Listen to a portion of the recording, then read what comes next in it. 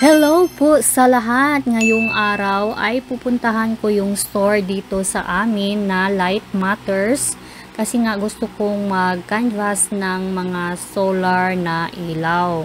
So, magkano nga kaya yung kanilang price? Yung maliit at saka yung medyo malaki-laki ng konti. So, yan, naglalakad na ako papunta sa aking pupuntahan and nakapayong tayo kasi sobrang init ng panahon. Nandito na ako sa Light Matter Store. Yung kanilang tinda talaga dito is iba't ibang klaseng mga ilaw. Merong mga solar na mga ilaw, meron ding hindi solar na mga ilaw.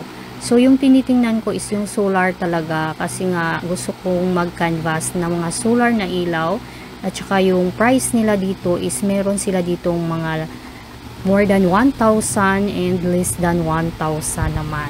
So, meron na rin sila ditong mga Christmas lights na mga solar. Kaso nga, malayo pa yung December kaya ayan, tumitingin na lang ako sa kanilang mga display na mga solar lights. Pagkatapos dito sa Light Matter Store, lumabas din ako tapos dinaanan ko yung tindahan ng mga tela. So ganito yung kanilang mga display dito. Madaming mga ribbons, mga beads dito madami. And mga tela din marami din.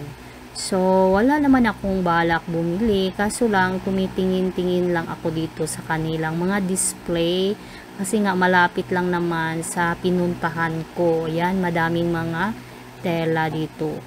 So, after ko dito sa tindahan ng mga tela, lumabas din ako para dadaanan ko na rin yung bakery. So, nandito pa tayo sa tilahan. And yan, yung kanilang iba't ibang klaseng mga tela dito. Pagkatapos, pumasok naman ako sa isang bakery store para bumili ng tinapay. So, ayan yung kanilang mga display dito na mga iba't ibang klaseng tinapay. So, madami rin silang naka-display dito. Merong nabalot na ng plastic, kagaya niyan. And then, meron din sila ditong mga bagong luto na mga tinapay. So, yung binili ko, yan yung may laman. Yan yung binili ko at saka crack disal. Yung crack disal is, well, no sugar siya. And yan, medyo matamis yan, yung circle. And pagkatapos, umuwi na ako. Ayan, naglalakad na ako papunta doon sa labasan. So, medyo mainit pa rin kasi nga mga around 10 past in the morning na ako nakalabas doon sa bakery.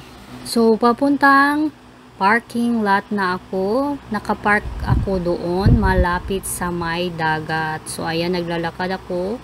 Go straight lang ako kasi sa dulo, yan, may dagat. And then, doon ako malapit nakapark. So, ayan na yung dagat. Makikita mo siya habang naglalakad ka. Thank you for watching.